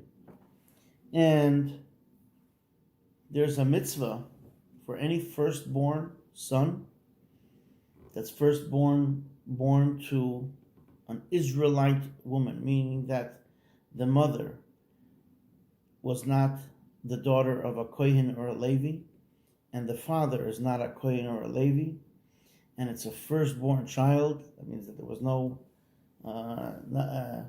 child beforehand that may have not made it for whatever reason.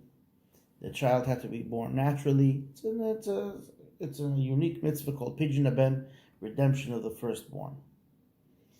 And at this time, he wrote to the Rebbe that he's going to set a date to make a festive occasion to bring these people who didn't have the opportunity to perform this mitzvah. And the halacha is that if somebody's father didn't do it when they were 30 days old, that's when the obligation begins.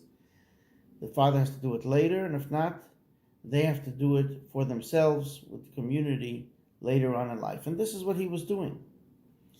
So he wrote to the Rebbe that it's going to be in about 3 months. And the Rebbe answered, a delay, exclamation mark, exclamation mark, and for 3 months, exclamation mark, exclamation mark.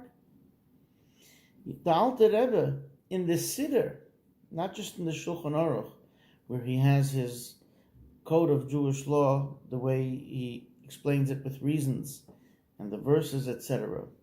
But in the Siddur, that's the final word, writes, from after 30 days, one is transgressing the positive mitzvah of the redemption of the firstborn, the way the Torah instructed, because it has to be on the 30th day and onward. And he writes to the rabbi and he says, his source, the Alter Rebbe's source is, of course, in the Talmudic works, and the Rebbe refers him to look in the works of the Rebbe's own great-great-grandfather, the Shahar HaKolel, and the Rebbe says this is universal. So how could you push off such a mitzvah? You have the opportunity now. Let's not wait for a time that you can make an occasion. An occasion is nice, but a mitzvah takes priority, and there are ramifications for this person personally in his spiritual growth. Let's do this right away. The Rebbe giving guidance and influencing us to share the mitzvahs, but to do it properly and to prioritize the way we should. So there was unfortunately a parent whose child was injured in an accident. Rahman al-Islam, may God save us from such things. And it was critical, the injury. And they wrote to the Rebbe. And they said, what can we do? How can we help out? Parents are terribly anxious, hoping for the best outcome. And they want to know how to help their daughter.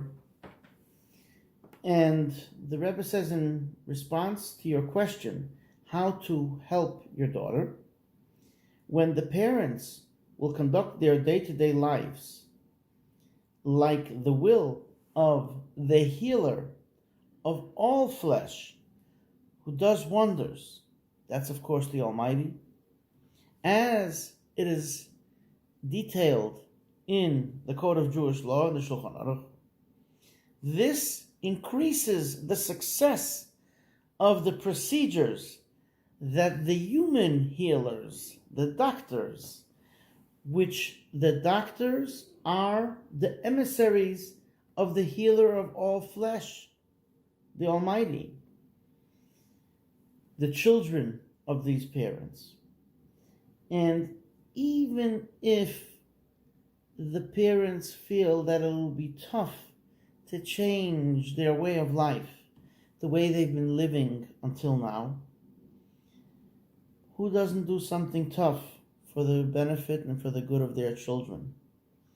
And in the same letter that the parent asked for the blessing and asked for the advice of what they could do for their daughter, they said, maybe we can come to the Rebbe and seek out your counsel and seek out your guidance. So the Rebbe finishes off by saying, to travel to here is not necessary. Because, like we said earlier, what you have to do is, as I've already answered, to live your life the way Torah is asking you to live your life. And the expense that it would cost to travel to here should be given to charity in the merit of your daughter. May she live and be well. And the Rebbe finishes by saying, Askar Alatzi, and I'll pray for you at the holy resting place of the Rebbe's Rebbe, the previous Rebbe, the Rebbe's father-in-law, the holy Tzion, the oil. Now we see something in every answer phenomenal. The Rebbe may not have had acquaintance with the people who wrote the letter. And charity, tzedakah, is of utmost importance. It's one of the themes that we see continuously. And when the Rebbe met people throughout the years, it was called the distribution of the dollars for charity. That the Rebbe was giving people $1, making them an emissary to do the mitzvah of tzedakah, so that they may give charity. And at several times, on several occasions, the Rebbe actually took up a collection. The Rebbe was collecting money for various charities, for various projects. And sometimes the Rebbe said an amount that he wants everyone to donate. Sometimes he said every person has to donate what they could. But here, there was a finite expense that the person was willing to spend. So the Rebbe said, take that amount of money, because that amount of money the Rebbe knew the person had to travel to New York. And that amount should be set aside for charity, but in the merit of the healing of their daughter. There was a Jewish writer from Israel that used to share with the Rebbe some of his accomplishments in his strengthening of Torah and mitzvahs amongst his readership. And at a certain stage, it looked to him that the situation in Israel, in terms of keeping Torah and mitzvahs, was, let's just say, diminishing, and didn't look all that good. And he was starting to give up hope and feeling that his whole he wasn't having the effect that he wanted to have. And he wrote to the Rebbe that he doesn't think he should continue this because it doesn't seem to be helping. And he asked the Rebbe for guidance. The Rebbe writes to him, I can't direct you from here how you should use out your knowledge and your influence to better such a large, vast number of our brethren. May they live and be well. But my approach would be from another angle. We see actually that many, many people are unfortunately drowning in the sea of ignorance, of not knowing the good and the truth of Torah and its value and its importance. And they don't know about what their purpose is in this world. And they don't know of the great power that they have and the great strengths that is hidden within themselves. And they don't know about the fact that their soul is ultimately an actual part of God, which comes from above. And it's actually part of them. And most of all, they don't know that they don't know about this. Therefore, many of these individuals don't even want to have a conversation unless you whet their appetite, either yourself or those that you influence, so that you can let them know some of the knowledge about these ideas so that they can begin to know what they don't know, whether it's directly or indirectly or both. And then we can start building a bridge to bring them closer and to unite them, and that they should know a little bit more about godliness and Yiddishkeit. And even if you want to say that the situation is so bad like you described, and you feel it correct, so will that bring about a resurrection to these bones? On the contrary, if you're as much as you want to, as much as you want to say that you have that the approach of you not doing anything would be correct, justifying your approach, then that's just going to make things even tougher. And less people will jump in and get involved in jumping into that sea where the people are drowning and saving these souls. So you got to be optimistic and continue. And each and every one of them really, in the depths of their soul, are waiting that somebody should jump in and save them and give them life and imbue them with this knowledge and stand them up on their legs. And then, like the prophet says, there will be a very vast army, a group, Chayil Gadol Ma'od Ma'od, as it says. And the Rabbi here is, of course, bringing about that famous prophecy.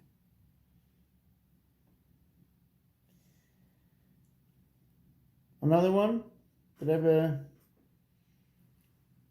is asked by a Jew who says, the way God runs the world isn't exactly the right way, the way I understand it. Right? We all have those thoughts sometimes. If we would be God, we would do things differently. And the Rebbe says, your questions about the conduct of how God runs the world, whether they're the way we understand things, we have human intellect, and then therefore we think about how God should do things, and he should do it differently from the way he's doing things. But if we had God's way of thinking, so to speak, then we would understand, right? And the Rebbe explains it as follows. Could you imagine if God, if God was working with our intellect, and in other words, and it wouldn't even be like a very wise individual who's so much smarter than a small child, but a wise child. Because a wise small child has good questions about what the wise man is doing, and especially how he relates to the child. But do you really think that if this was the situation, the world would look better? Not at all.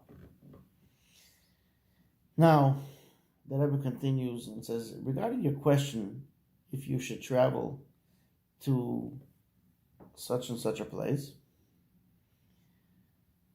Now, what's very, very important in each and every individual's life is that they have a routine, and they have the way their life should be set out with things that they recognize, and living a way of life that they'll be successful. And therefore, they have to be able to be organized, and they have to be able to run their life according to in a methodical way, and they should be able to have self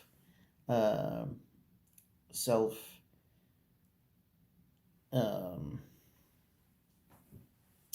should be able to have motivation, self-motivation, to be able to do what they have to do.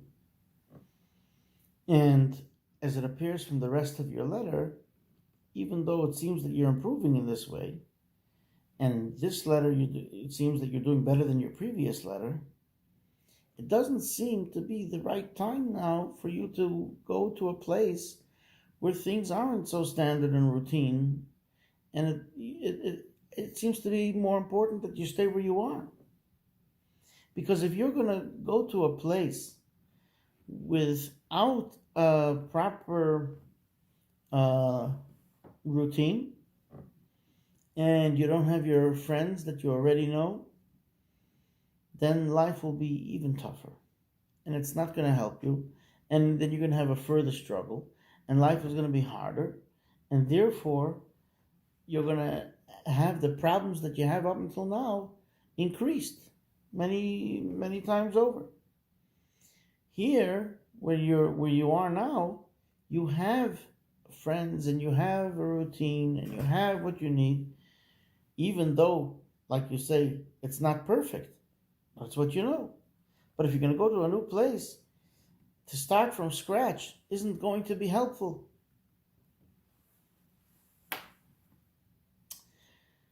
So getting to this one, there was a Jew coming closer and learning more. And he actually had the opportunity to meet the Rebbe in Yechidus private audience. And this has been shared, but it's so beautiful each time we see it. Every time I see it, it's so heartwarming. He was a Jew from Argentina. He went into the Rebbe in 1961. And the Rebbe gave him a few points of guidance for someone starting out and how they should conduct their lives. And in his completely sincerely, he was concerned that he may not remember everything that the Rebbe told him. And he asked if the Rebbe would kindly just, write these pointers down for him so that he would be able to fulfill it each and every day. And the Rebbe said, okay. The Rebbe took out a piece of paper and the Rebbe wrote the instructions. But here's the phenomenal piece. First, let me share what the Rebbe wrote. For charity in the morning, before the davening, each and every day, each and every weekday, and before mincha, make sure to give some tzedakah, charity. Tehillim should be said after the morning prayer, also on Shabbos and Yom Tov. All of this b'li neder, without, not as an oath, so to speak. To know and to be fluent in 2 or 3 chapters of Mishnayos by heart, and at least 1 chapter of Tanya. And whenever there's available time, to think about the content of those chapters of Torah that you memorized.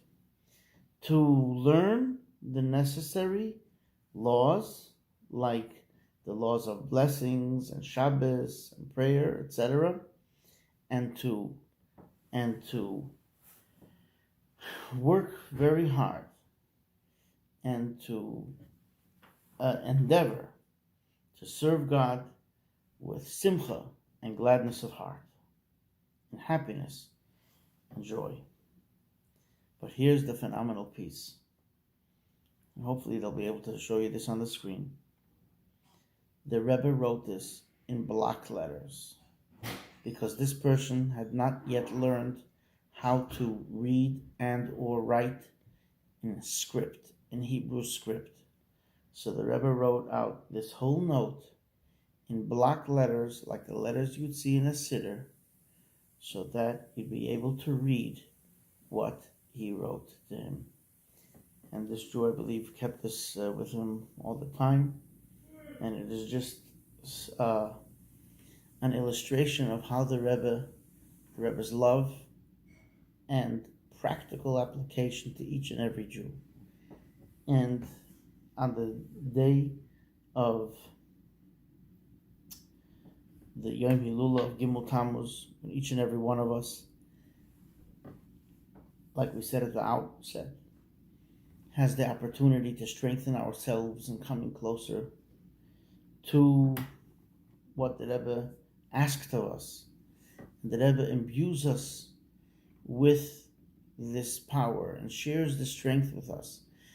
It's incumbent upon each and every one of us to drink from the well, the Mayim Chaim, and to take advantage of the talks, of the Mamorim, of the Siches, of the various treatises, and all of the medium that we have, all the media, video, to hear the recordings, to learn, to study, and to share, and to live our life the way that Rebbe asked us to live, and to set an example and to be an example. And through this, certainly, the Rebbe continues to imbue the world until the time when we will see the Rebbe with the fulfillment of the prophecies of the Hakitzu Varananu, that those that are no longer with us will be with us once more with the coming of Mashiach, and may it happen even before the Yom Hilula, and may we experience all of the great revelations.